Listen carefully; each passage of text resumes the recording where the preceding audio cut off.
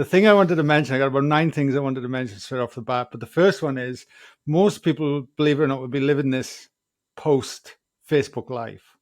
So for you, if you're listening to this after we've recorded, not live, we do have a Facebook Live and Flow community group. That's free public access. So just type in Live and Flow community and you can come and join us as we stream more podcasts in the future. Outside of that, welcome to officially, Matt, can you believe this? This is my 200th episode of the podcast. Yeah, right. So welcome to number 200. I was actually thinking, mate, oh my God, my 200th episode before Christmas and before the retreat. What can I do that's super special? And I run out of ideas, so I invited you along, mate. Yeah. So when in doubt, just call in the backup. No, you make it special. This whole idea was from your genius thinking, and I thought, wow, fantastic. So just to put everyone in the picture, we are, I think, into the 4th day now outside of our maiden voyage of our 5-night retreat here in northern New South Wales in Australia. And we're 4 days off the back end of that. And it was absolutely phenomenal. Very proud and a little bit achy, but we're good and we're here and we're streaming in. And during that retreat, what came up was we wanted to share post-retreat, I guess, tenets, principles, commandments that we kind of had a bit of fun with as well, but for the participants there. So then Matt came up with this brilliant idea. Say, well, let's make that a podcast. So not only the people that come out the retreat can re-listen to it to remind themselves to go, oh yeah, that's right. The other thing was as well is for the people just listening in, it might be something to ponder on as well, moving forward, you know? So we've got the Live and Flow 10 commandments, we've called them at the moment. Is there anything you'd like to add to all this, Matt, before we dive in? No, I think you nailed it. I mean, yeah, that's it. Let's get into them. We got limited time here. 10 of them. We got only like 4 minutes for each one. Yeah. No, come on. I know how you are when you get talking, man. And by the way, these are not set in stone. These are ours that we came up with, and you can make them whatever you want. But if they resonate, they might be something you want to bring into your life on a daily basis. So, number 1, drum roll. Ask yourself daily, what would love do? I'll let you speak to that, man. Yeah, that's a game changer. I think that's one of your tenets, isn't it? That's where that's come from. Yeah, Paul Check brought it up on the podcast a couple of years ago as well, and I was like, yeah, that's a great reminder. Yeah. No, it's a huge reminder. I find that that's something to even meditate on, as I mentioned in the retreat. It's like if you have a meditation practice daily where you sit in a space where you just ponder that question, what would love do? What would love do? It can give you insight, it can give you inspiration, as well as then it drops you into your heart, basically, right? And so at any point in your life when you're making choices or in conversation or in communication and relationship, if you can get into your heart, you're on the right track, I reckon. So it's an instant heart engager. Yes. So the next time you're in a heated battle with your loved one, or you're just about to, because you didn't fold the towels correctly or something, you know how it goes. And like you say, it's a perfect place to drop into your heart and go, okay, what would love do right now? And great reminder. All right, beautiful. Number two as well, I like this because, when you think about the yin and the yang, and sometimes we need to push and sometimes we need to go soft and we need to complement each other. Coming out the back of the retreat was a big one, was to nurture yourself. And it's something that we actually don't stop to do very often, I think, especially in a very driven world. And we got nurture yourself from body, mind, emotion, and spirit. So how does that look for you, mate, with those 4? Yeah, well, I think that we tend to, when we get into our lives, when we start trying to create things, set goals, to, be successful, we drive, and we connect to our will force. We push sometimes, and then that tends to throw us out of whack, and we'll a lot of times push until we fall down, and then we're forced to actually be on our backs, which we know some people like that. And uh, the fact that it's body, mind, emotion, and spirit then really starts to speak to us as a whole. And I think it's easy to say, oh yeah, I'll nurture my body, I'll get a massage, or I'll have a bath, or I'll do things like that. But there's other aspects of ourselves, which is, meditation allows me to nurture my mind. Reading new information, listening to your podcast, nurtures my mind. You like that one? Nurture your emotions. I think emotions, let yourself feel. Any way I can express myself, I do that through sound a lot. That's that allows emotions to move. Journaling, that kind of stuff. And then nurture my spirit is I think the big thing to nurture my spirit is just to get into nature. So that kind of is an overarching kind of ways that I do it and why I do it. Yeah, it is interesting because now coming off post retreat, because it was literally a whole week for us. We got the day before, then we've got leading up to the retreat. So we're carrying a lot. We're actually then getting into this element of we're in the drive, we're in the wheels, things are moving forward. Then at the retreat, we're holding space, and we're doing 14, 16-hour days ourselves.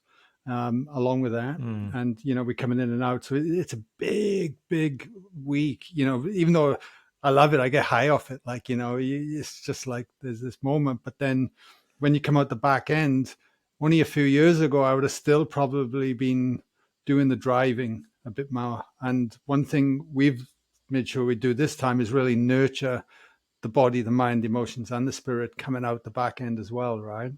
And it's paying dividends, even though there's parts of me like gotta get back. Like you can get back on the I guess the excitement of it all. But it's been this is the time, and the more I've got in tune with myself and my body and my and the practices, the more you start to gauge when you're on and off, and when you need to nurture, or when you're just being lazy, and then you need to step into inspired action. So yeah, it's just something I wanted to mention in there. Do you want to hit number 3, son? Yeah, number 3 is remove toxins, which is something that's critical in our modern world. And then we've got the 4 components there underneath that. So remove toxic information, remove toxic foods. And like you mentioned during the retreat, like the key factor is you just take out processed food and sugar, and you can transform your diet, just those 2 things alone. Remove toxic people. I've done that a lot in the last year. And then thoughts and feelings. Those, and you said, well, what's a toxic thought and feeling? And to me, that's a thought or a feeling that doesn't support me from living fully. So I think that it's typical that we would say, oh, a toxic thought or feeling could be anger or what's perceived as a negative emotion. And that's not true. Like negative emotions are just as beneficial as positive emotions, and I don't even like to put those labels on them. It's like, just we need to express ourselves and allow ourselves to feel, but when they go over the edge and they consume us, that's where we start to get into trouble. And so it's, are you free to move through your life without being over emotional and reactive in yourself? Yeah. You know what came to mind then with the thoughts and feelings that don't support living fully? Because what you say is spot on, because I know there's confusion around that. But another way to look at it as well is like, am I thinking a feeling based out of fear? Or am I doing this from an expansive point as well? And I think that will start to lead into the toxicity of it all, Absolutely. From there. People, no explanation needed there. It's interesting as well. Like there's definitely an element that as you start to shine brighter, as you step into your true self, you are going to rub people up the wrong way. But it's not up to us to change them. It's up to us to embody our true self, and then they do what they want with that. I think that's a big one. Yeah. Well, stay in your own lane. I mean, if you're, whether you're growing or you're not growing, whatever you do, it doesn't matter. You're going to upset people. It's just, because just how people are. Like people people that don't take responsibility. You know, if we don't take responsibility for ourselves and the way that we perceive the world, then we're always going to be angry at somebody else or something else. Yeah. But at the crux of it, it's what's going on inside of us. And there's not a lot of people on the planet that are actually living from that place, which is why we get so many clients. Well, so many people, I know. And, you know, and I lean back into the food for a sec, and processed foods, and also, you know, refined sugar and processed carbohydrates and these things. You know, that is a game changer, removing. But what a lot of people don't realize is how much that is actually affecting their thoughts and their feelings and their blood sugars. Yes. Like if you're sitting there meditating daily, trying to overcome an aspect of yourself, and then you're sending your blood sugar levels through the roof unknowingly, or you're always snacking and you're always hungry, you know, right there's alarm bells going, your leptin hormones are out, your appetite off switch is out. Like there's all these things that are starting to happen within your body, and you're just pushing shit uphill. You are making things way harder. And it's about, absolutely. You're addicted, and you got to cut that toxicity to it. But then, of course, there's a bit of pain through that, and it's massive. And I'm starting to get on my soapbox. I'm going to pull off a bit, but it drives me nuts that none of this has even been mentioned over the last 2 years, right? Like, come on. But it's critical. It's critical. Nobody knows where the biology is, and the actual things that create our feelings are biological reactions or chemical reactions, right? Mm-hmm. And like I couldn't. One of the big game changers for me was to realize that my biochemistry was off, and then to actually go get nutritional support, and then start working in a direction that created a balance of my zinc and my B's and my, you know, all the different levels in my makeup and my what do you call it? Composition? Is that right? It's good enough. I know what you Chemical mean. composition. Okay, just correct me if I say stupid shit. Happens sometimes. But yeah, once I figured that out, then it was like, oh, well, I can be more clear and more focused because I have a foundation to stand on, whereas before I didn't. And that also led into drinking alcohol. Like, you know, drinking alcohol was such a common thing. Go have a glass of wine here, a couple of beers here, whatever. And it's no big deal. But because my biochemistry didn't have a strong foundation, it would knock me for a loop. And I spent 2 or 3 days actually feeling depressed and lethargic and flat and like, oh, why is everything so wrong? And it's like, it doesn't matter how much you meditate if you don't have the actual foods and the nutrition then to support that biochemistry and then the state of being. You're always on the back foot. Yeah. And so that was a huge game changer for me, is to pull that out, realize where I'm at, get a foundation, and then move from there. And then having a glass of wine or a bit of alcohol or a bit of chocolate becomes a celebration, and it becomes something that you're in a very different state when consuming it. As opposed, normally we use them as emotion and stress reducers. Okay, as opposed to actually we're already in our open, beautiful state, and then coming at it from a celebrative state. Like I still have a nice piece of chocolate. Sugar does pass my lips now and then. It's rare, but it does. And when I do, I really enjoy it. But if I have too much now, it's like this cat food. Like I'd rather eat that. You know what I mean? So it's just finding the balance. That's it. All right, let's move on, mate. We're going to be here all day. Toxic like information. You know what information we're talking about there. Like, look after your nervous system because that's jarring. Okay, number 4. Okay. Go. We put on their child play date, and so a lot of times in the work we start to connect with our inner child or our childlike essence. There's a part of us to me that's creativity, it's spirit, it's source, it's, you know, that essence of ourselves, of our soul is childlike, is playful, is in a place of awe and wonder. And that if we create a regular routine, so we call it the play date, and I actually got this one from The Artist's Way. So Julia Cameron, this was one of the practices that you did weekly, was that you take your inner child on a play date, and you just listen to what it wants to do, and you go do that. You know, whether it's you know, run through a fountain or something, screaming your head off, or go to the toy store and shoot other kids with a Nerf gun. Don't do that if you're my age. It can be a bit scary. You get arrested. Yeah. Yeah, do something fun and playful is what it comes down to, because I think we take life too seriously. Totally. And I bet you were a mischievous child as well. Never, no. I love it. Number 5, one thing to challenge yourself daily. Yeah. Yeah. It's, again, critical, right? Like, how often do we shy away from any kind of discomfort? You know? Mm, But then what I also, and I do this in my own life, because I look at exercise as a nice way of challenge as well, or if you want to speak out when you don't, or you want to address something that might be hard to tackle, but in your heart you need to address it, so there's a challenge there, and there's growth, and I've found myself over time as well just sticking to the comfortable challenges, and mm, and but mm, but so much growth comes from that, for sure. And mm. we're always reflecting and looking back, and even after the retreat, we it was a huge challenge for us stepping into 5 nights, but we didn't bite off more than we could chew. We did the work leading up to that. There was a lot of growth that came from that, and then we can step back and feel rewarded in our efforts from the challenges. We've certainly up leveled even more, but then we get to reflect and look upon that things and what we could have done better or different, and then the next challenges come through, for sure. Exactly. Well, yeah, growth happens outside the comfort zone, right? That's the phrase. Yeah, So if you're doing that, you're pushing yourself beyond that, then you're encouraging growth. And I think it's become, unfortunately, it's become a cultural aspect of our culture to avoid discomfort.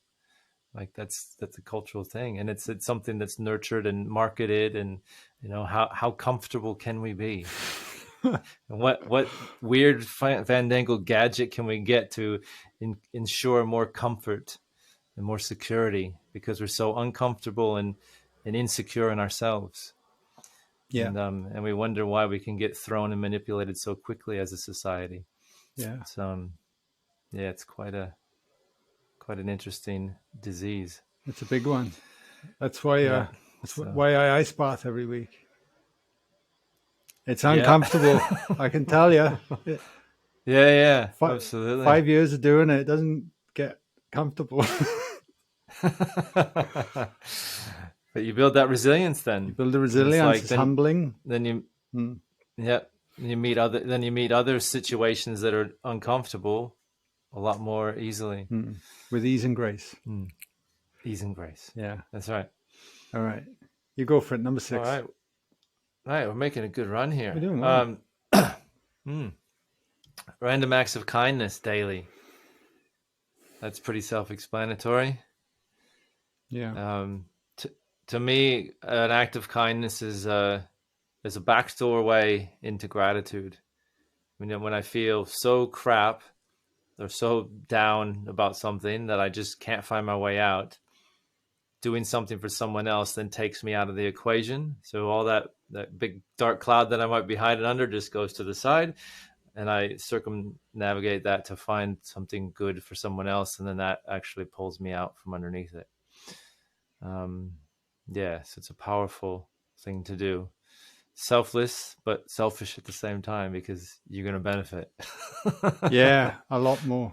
A lot more. Yeah, I think yeah. I had Dr. David Hamilton on a few Mm. episodes ago, and he wrote a book called The Side Effects of Kindness, and Oh, nice. and he was talking about the, like, because he's a very analytical mathematical guy, like, and he talked about the ripple effect of how one act of kindness actually then ripples on to affect 5 more people. I kind of figured that Mm. out.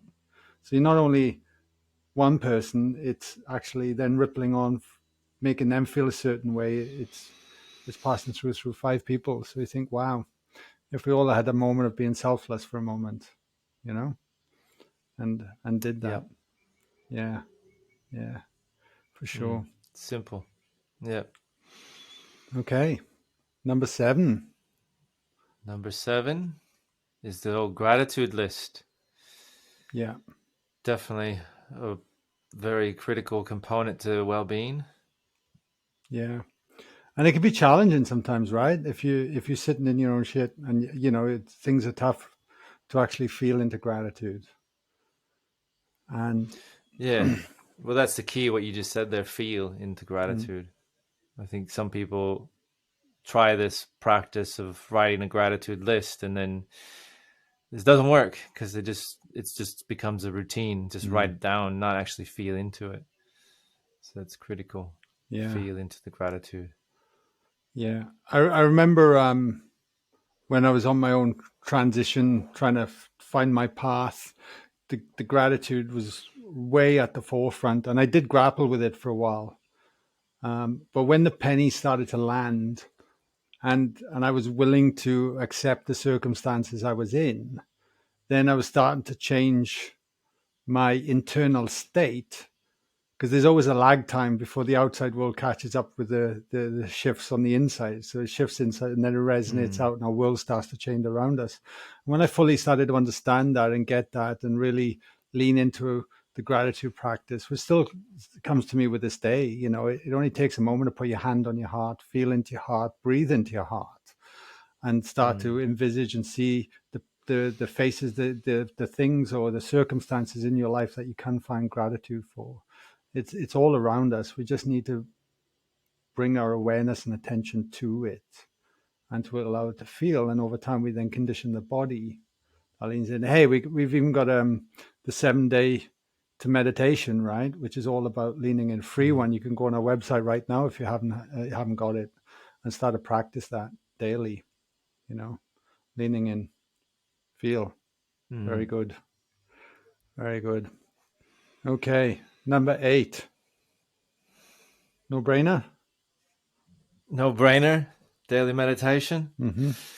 Number 8. Yeah. Mm. Yep. And again, the 7-day meditation. Yeah, Get into it. that's right.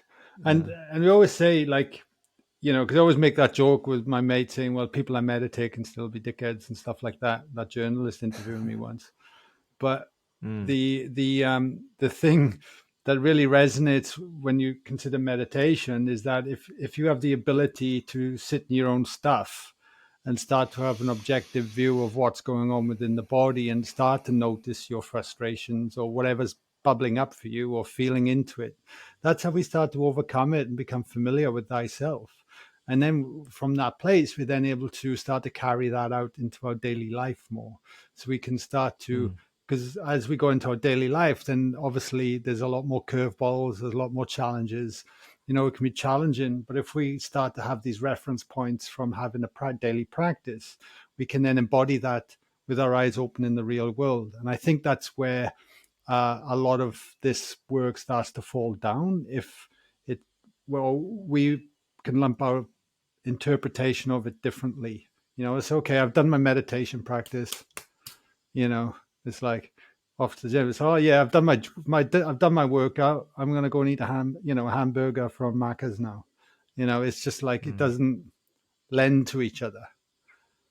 So mm. I think that's why having a regular practice, you know, to help remind us who we really are. Yeah, I think it's the the soul of who we are, I think, has been lost in our busy society. We've kind of lost focus on our soul, and that in essence, and I mean, what's if you start going quantum with this, you realize that the had to sorry, um, the material part of ourselves is but a fraction of what we are. I Mm, mean, it is tiny. It's like 0.00000 13 zeros 1% is actual matter, right?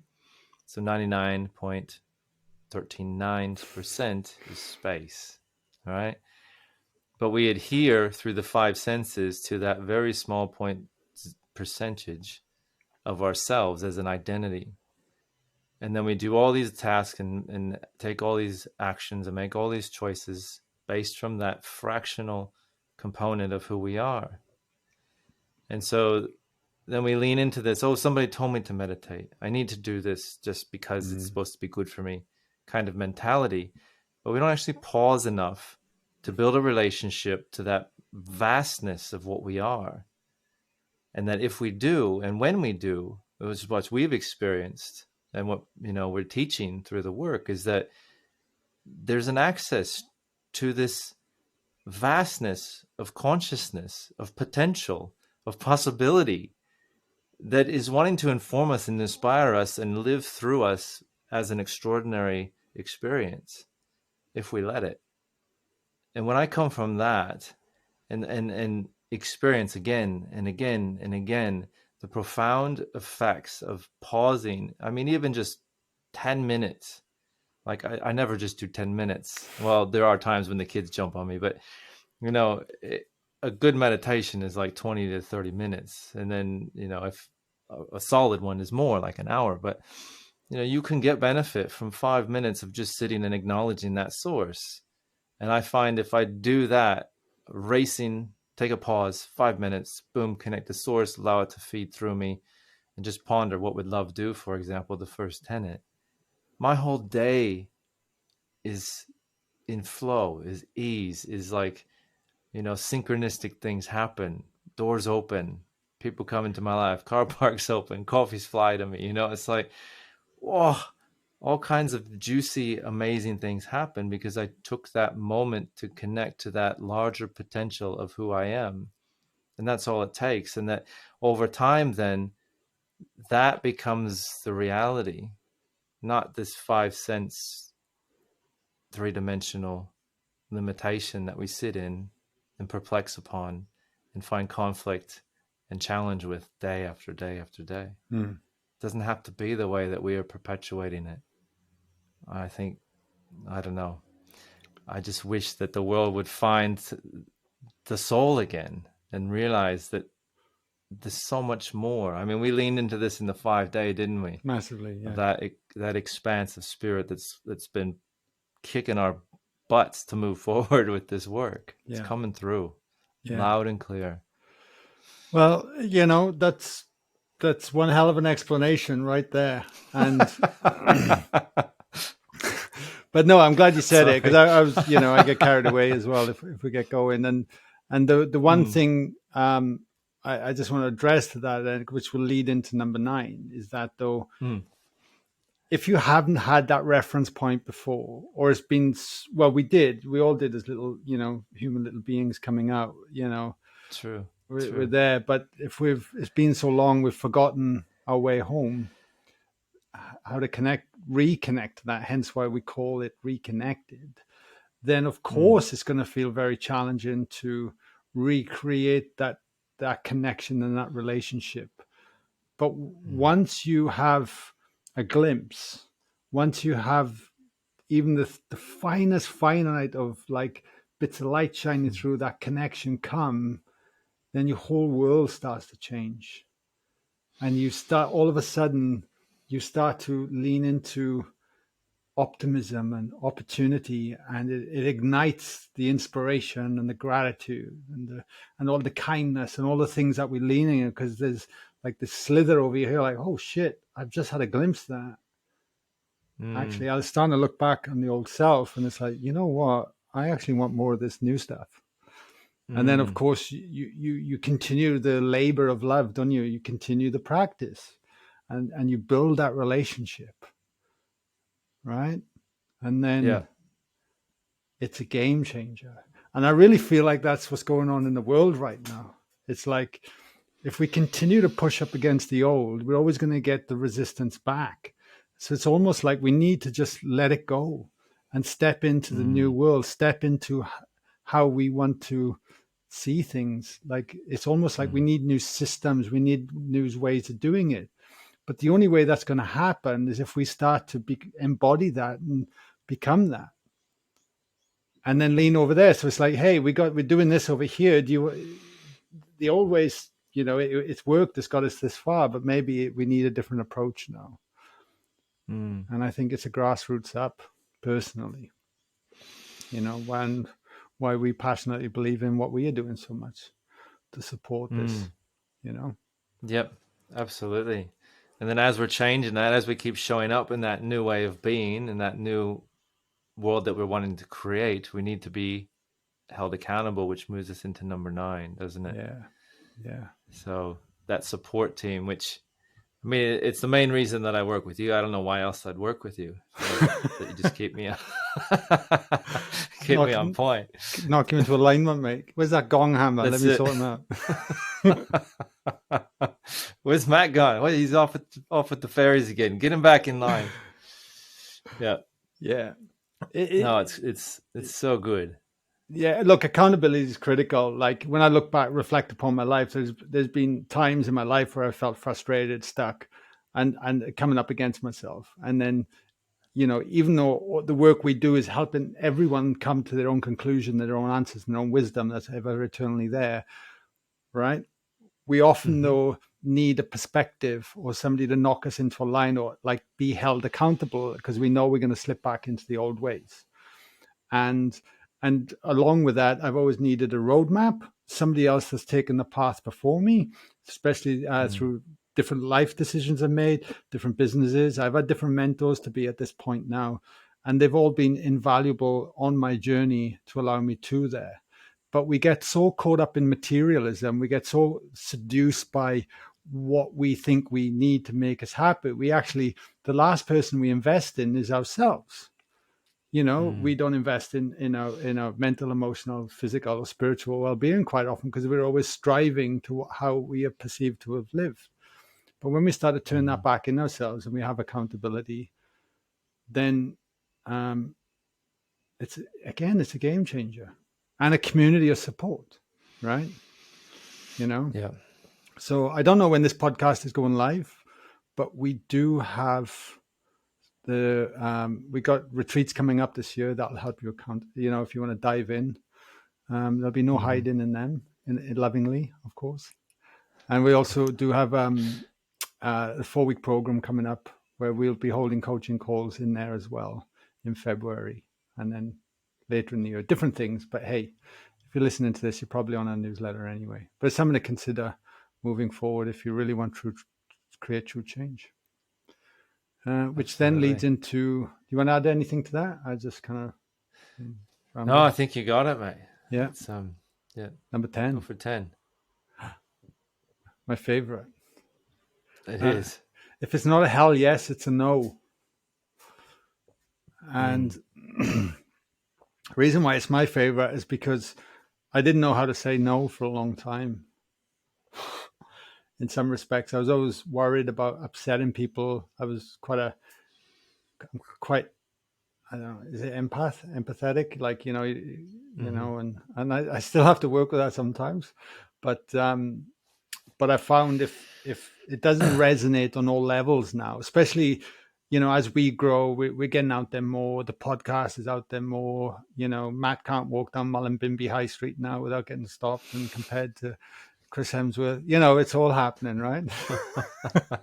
Shut up, man. you have more Hemsworth moments than I do.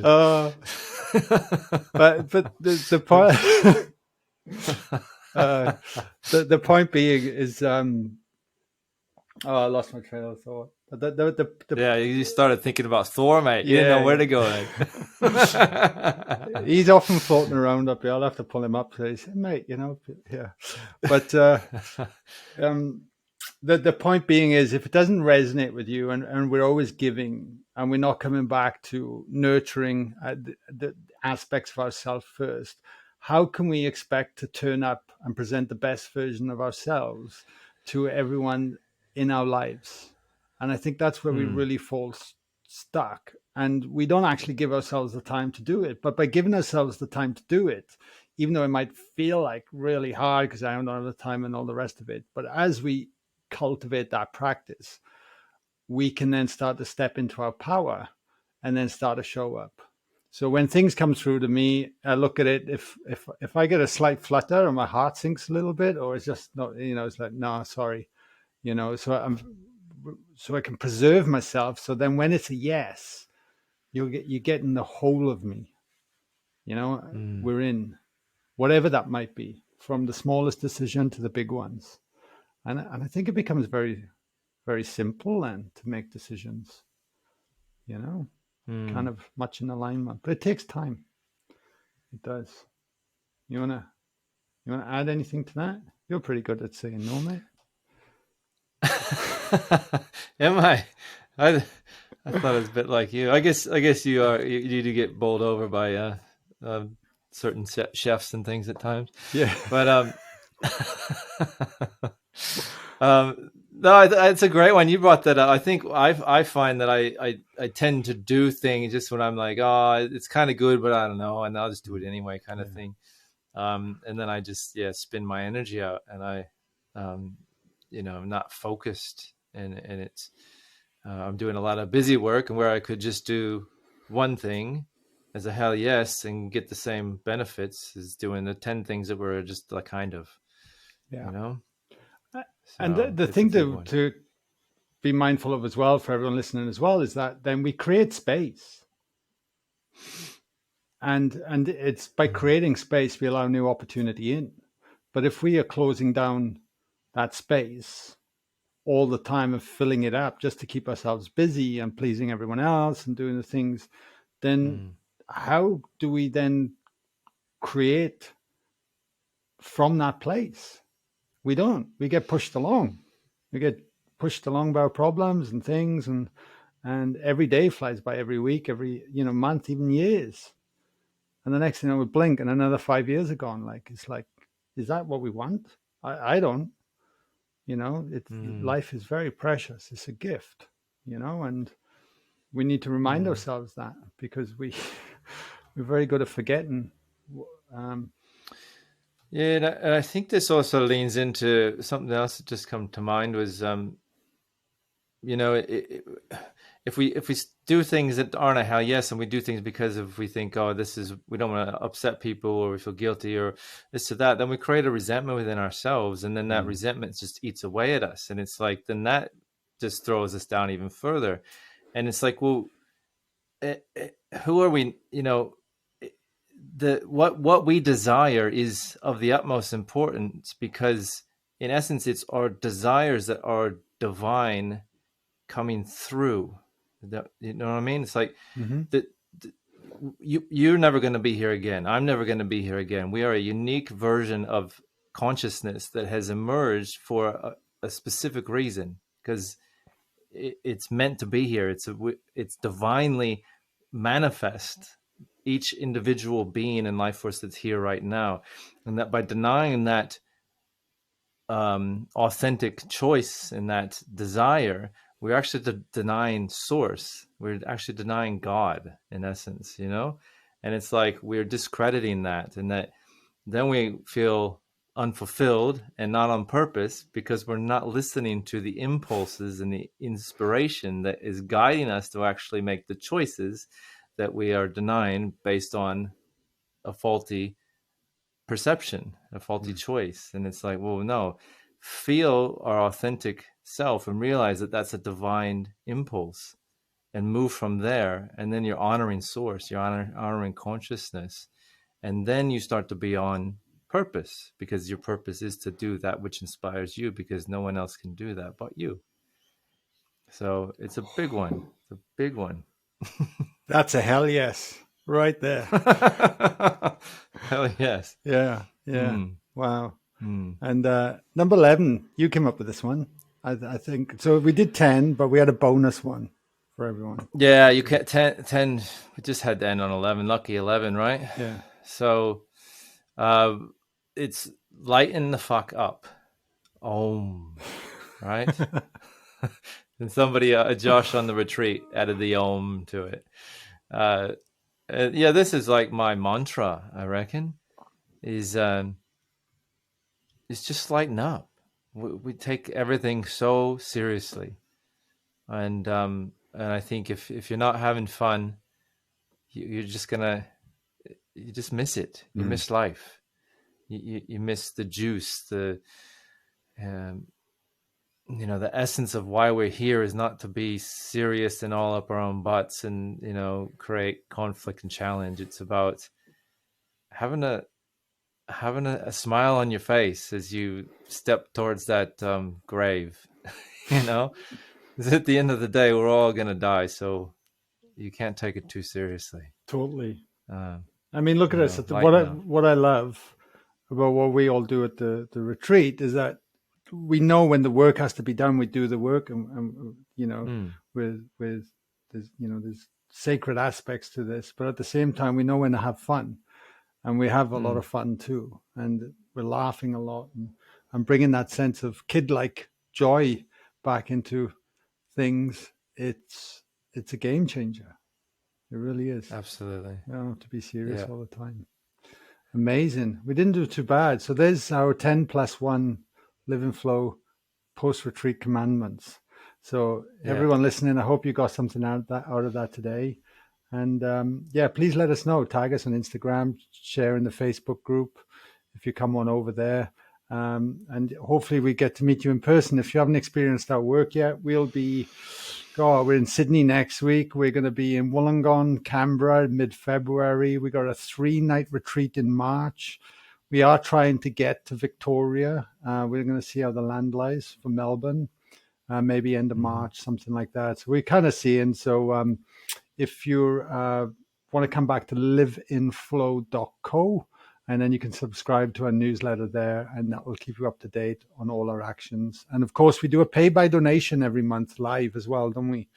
So you can just pay what you want, come and experience the shared space over Zoom, and tap into that collective energy. They're wonderful, and we tend to do them monthly as well. So hopefully we'll see you online or in person one day soon. Mate, any words of wisdom to end the number 200th episode of the podcast?